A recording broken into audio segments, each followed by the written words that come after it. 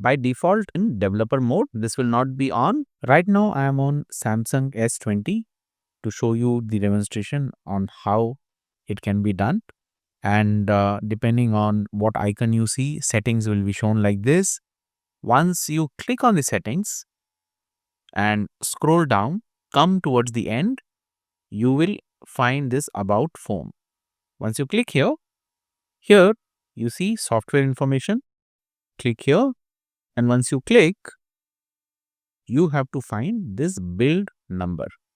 This is where you will tap 7 times, 1, 2, 3, 4, 5, 6, 7, and then you might be asked to confirm a pattern, or you might even be asked to use a username and password what you have.